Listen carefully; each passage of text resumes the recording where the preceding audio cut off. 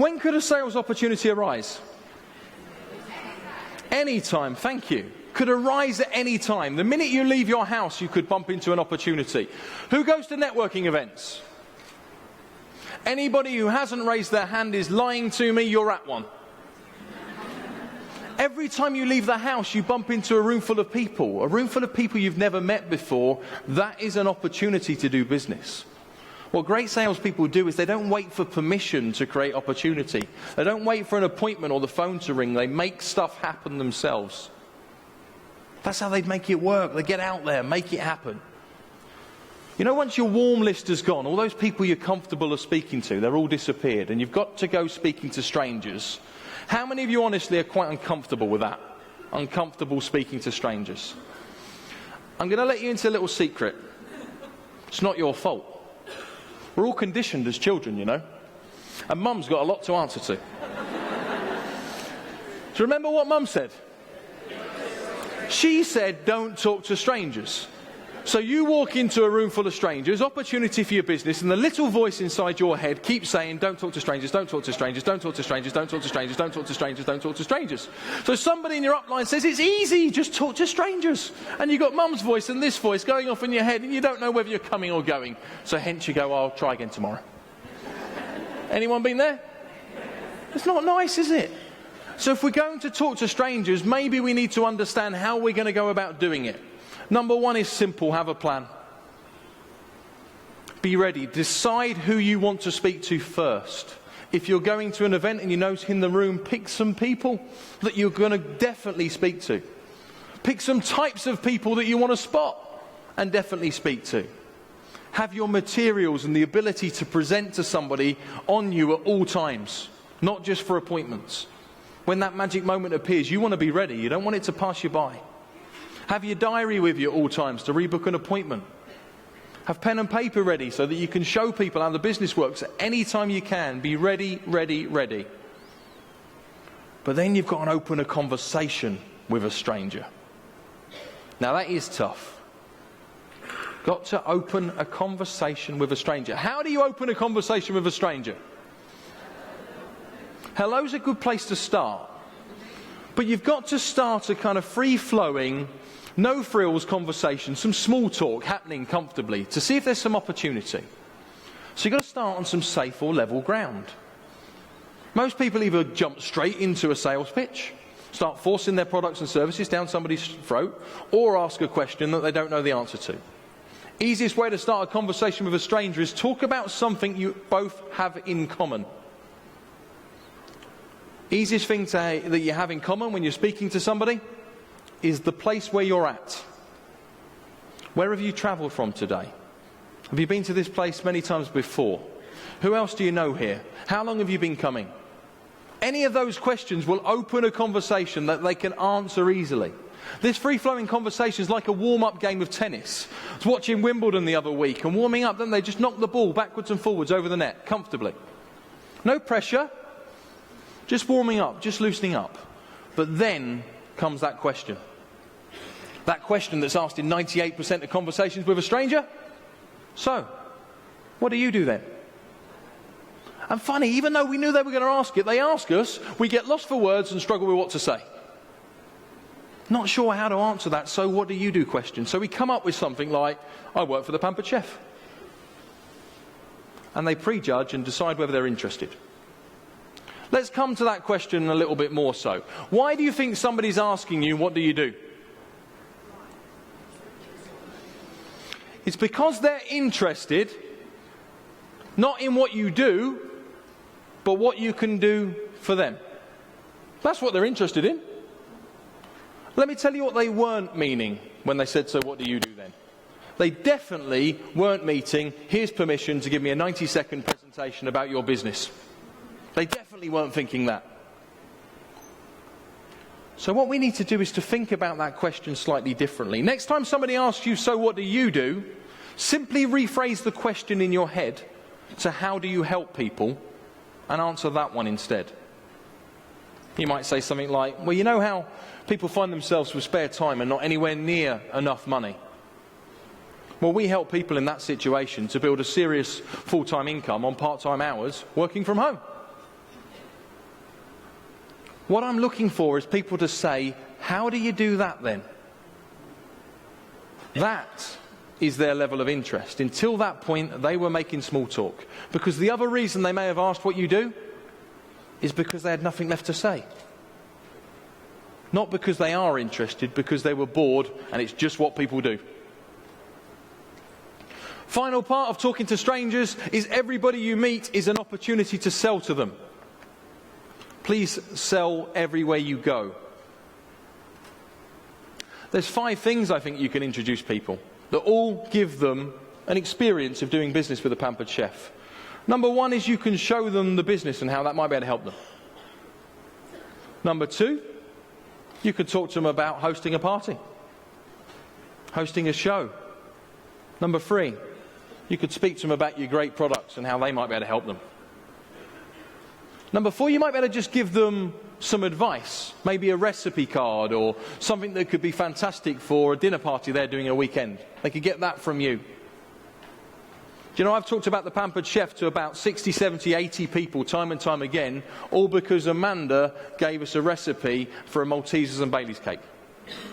That's created God knows how many conversations about the Pampered Chef, one email of a fantastic recipe. And the 5th thing you can talk about everywhere you go is stories of other people's experiences. Share third-party stories and people might buy them. Give them stories about others just like them and they might step into those shoes. So talk about those 5 things everywhere you go and you can't help but to be successful. Funny thing about sales is we know that, don't we? We know if you don't ask, you don't get. We know that. But we still don't ask. We let go of the controls too easily. Success in sales is all about maintaining control. Who's ever found themselves in a scenario where maybe they've got to a conversation with a potential consultant and they've said, can you send me some details on email? Yeah? And what have we done? Sent the email and then waited.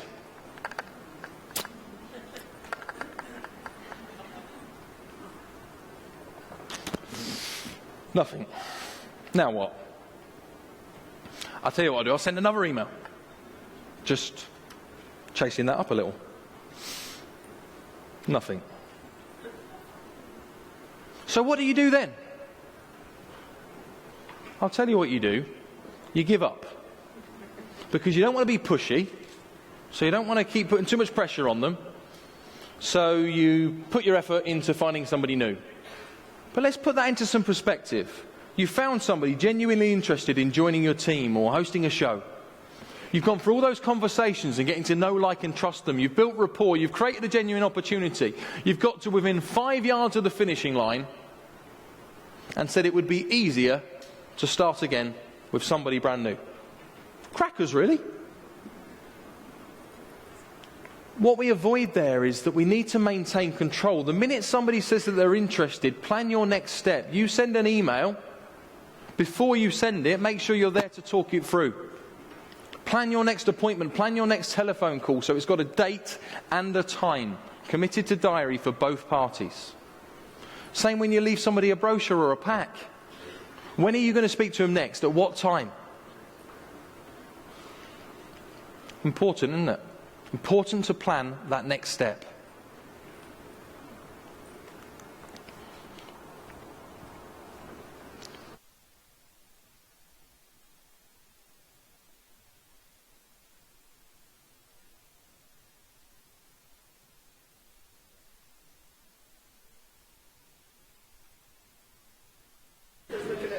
Thank you.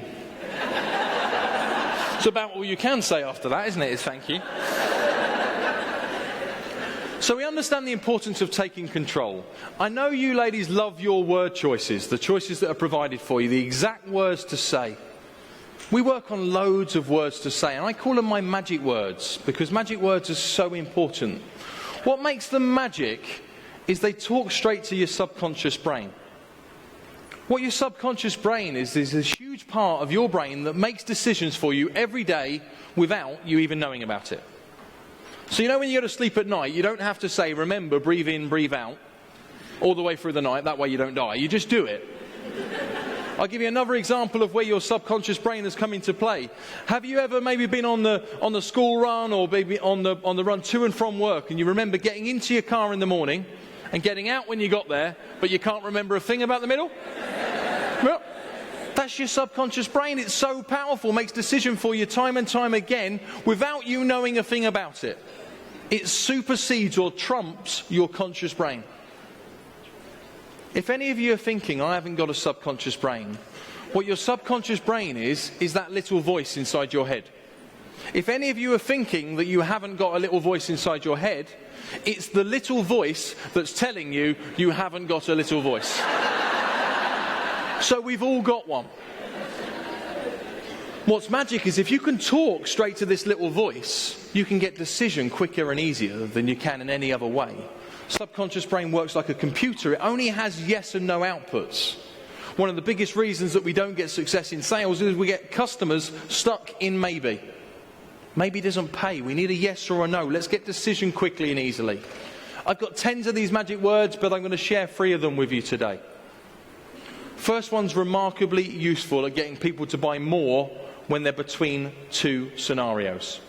I was watching your new products yesterday, and I saw them great new tableware sets where you've got, 4 plates, 4 salad bowls. Never seen salad bowls before.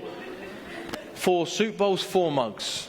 Now, I don't know about you, but most people would probably need more than 4. But you'll be at a show and somebody will be saying, do I buy 4 or do I buy 8? Do I buy 4? Do I buy 8? Do I buy 4? Do I buy 8? Can you imagine that happening? Yes. We want them to buy 8, don't we? Yes. So if we simply said, would 8 be enough for you? The little voice says 8's enough. In fact, it's plenty. And we can make it remarkably easy for them to pick the 8. Could we use that with which size starter pack somebody might use in the business? Which one they might go for? Or when we're talking to them about the opportunity, finding out how much money they want to earn. Could we say, would 200 a month be enough for you? Would 300 a month be enough for you? Would 500 a month be enough for you? Would 1,000 a month be enough for you? They can only answer the question that's posed. If anybody is between multiple quantities on anything, and you use the word enough, you'll get them to pick the bigger, providing you are reasonable. I'll say that again, providing you are reasonable. Second set of magic words is perhaps even more powerful. And what makes this so powerful is a little bit of extra psychology. Do we all know that human beings are a little bit like lemmings? We follow what other people do. Did anybody join this business, say, because their friend or somebody else they knew did it? Or because they dined out on the trust of somebody else saying, hey, this is a good thing to do? Was that a catalyst for decision? So often is. So knowing that people are like lemmings and that they copy what other people do, if we can get that collective decision into our conversation, we can be far more persuasive, have far more influence and be far better negotiators. The 2 magic words I'm going to give you this time can get people out of indecision remarkably quickly. If I use the 2 words most people, a little alarm goes off in your head and says, I'm most people. So if that's what most people do, there's a good chance that could work for me too. So how could we use that? You know, what most people would do in your circumstances is they would take on board the opportunity, have a go at 4 shows. You can get 4 lots of people together and then see what the results are then. Well, seems to make sense. So many scenarios of where you can use the words most people that you can get decision from people like instantaneously. It's remarkable. Have some fun with it. And if you want to practice it first, go practice with your other half tomorrow, Monday, Tuesday. See what you can get them to do using the words most people.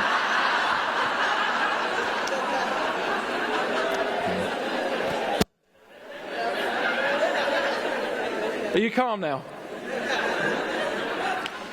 The third set of magic words come to when you get people who are really stuck in indecision. Have you ever had somebody say, I'm really not sure if it's for me. I just need a bit of time to think about it. And you're thinking, what? What do you want to think about it? We've gone through it. It's a no-brainer. It makes sense. Why won't you just do it? You're thinking that, yeah?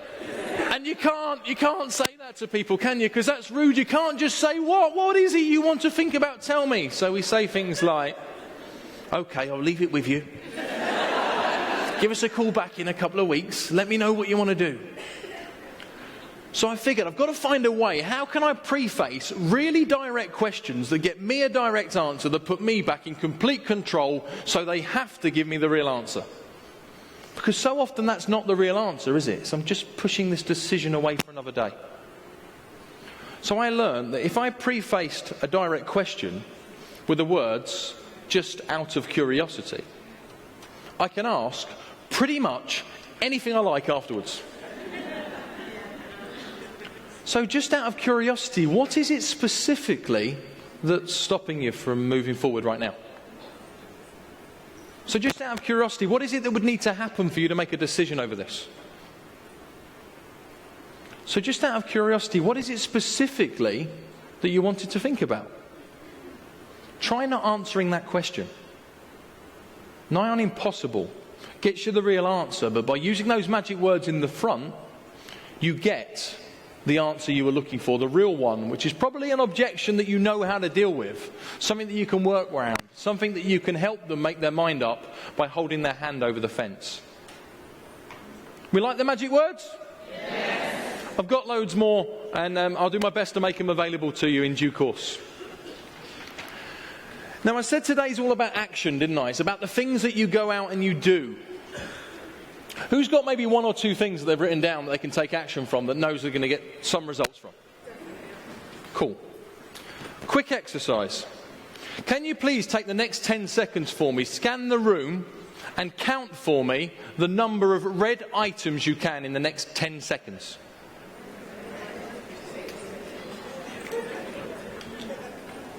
Yeah. It's going well.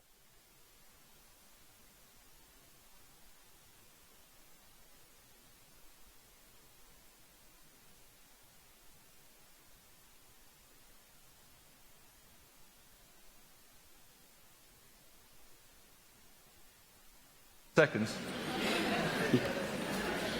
Okay. Yeah, good. Lovely, cheers. Superb.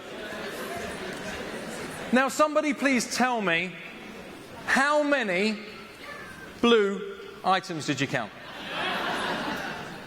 Let me guess. None. I don't know a better way of demonstrating to you that you get what you focus on. There are so many things happening around us all day, every day. We've all got goals, we've all got aspirations, but how focused are you on achieving just them? I don't know whether it's promotion for you, maybe some recognition, maybe an extra £100 a month, I don't know what it is. Perhaps like Kath Winter, it's a new pair of boots, I'm not sure. But whatever it is that you want to achieve, get focused on it, and I'm talking laser focused. Look at any of these steps that I've shared or anybody else has shared across this weekend and how they're going to help you get there. Biggest reason people don't achieve stuff is they just don't do what they know they should do. They know what to do. They just don't do it. It's the stuff that gets us paid. It's not the knowledge. I wanted to finish with a little story. And this for me is what I see as the difference between the best and the rest. This is what makes winners really stand out. People who want to achieve super success.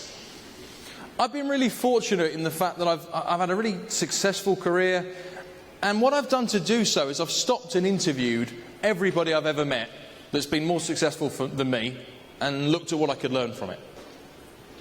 Around a decade ago, I was sat with somebody who was a huge mentor of mine, a guy called Peter Lee. And I was sat in Peter Lee's house up in North Yorkshire, and his house is stunning. It's like a chateau. It had a turret at one end, a turret at the other end. It had a garage for 8 cars, and it had 8 cars in it. And on the driveway, there was room for 8 cars, and there was 8 cars there too. And they were all his, all looked stunning. Some of them I didn't even know what they were. The guy hit my definition of success completely.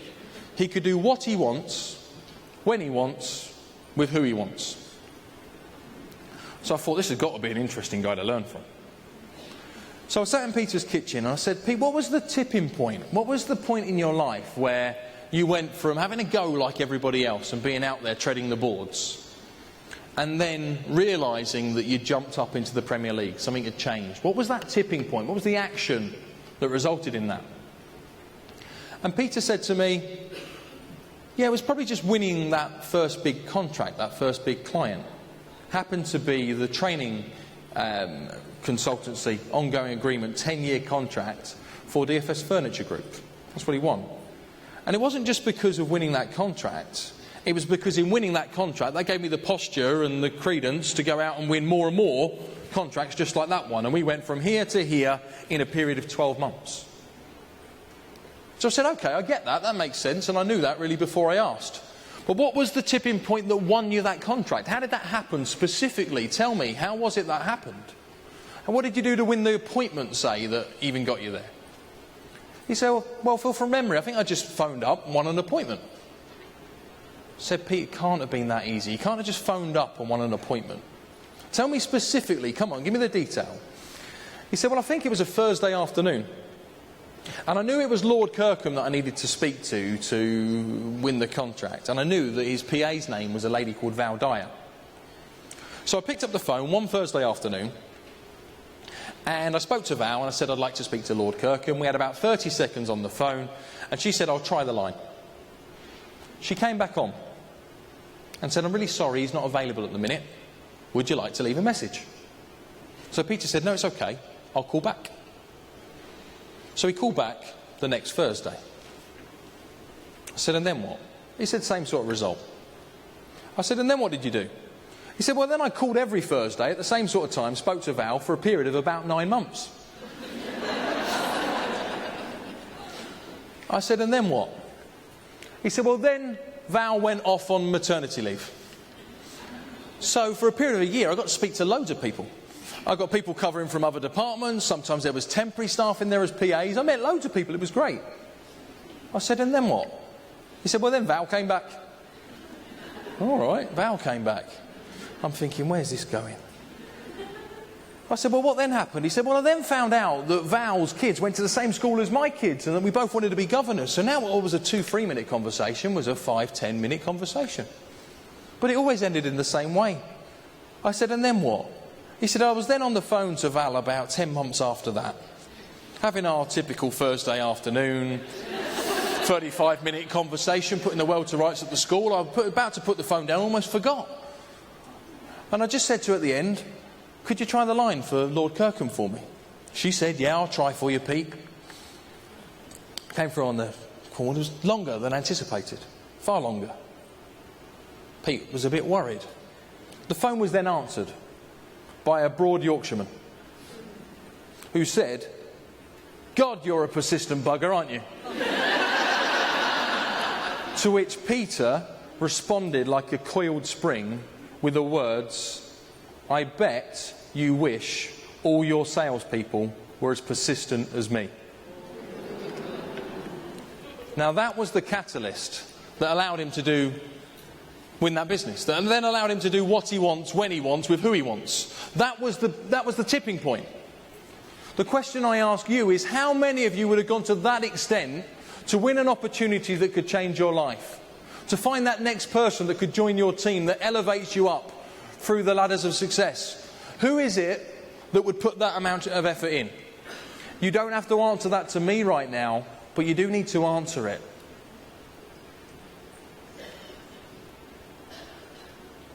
It's important, isn't it, that we stick in there, that we deal with the bad days and the good days, that this is a continued stretch. This isn't a get rich quick.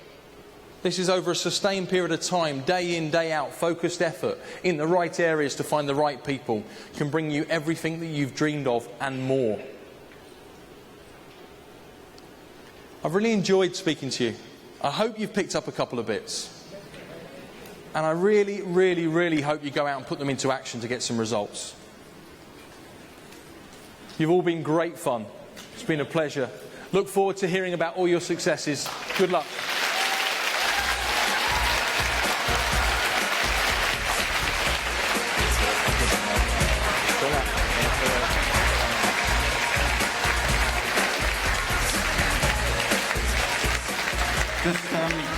Just want to say thank you to Phil and some great words of wisdom there, and it also gives me the opportunity to have my picture taken with another younger, good-looking lad. So we're kind of wondering how many more good-looking young men are we going to wheel out, apart from me and Jeff. I think some great words there from Phil, and some really, really relevant things. And when we were chatting yesterday, Phil said to me, and Phil's partner Steph is here, and Phil said,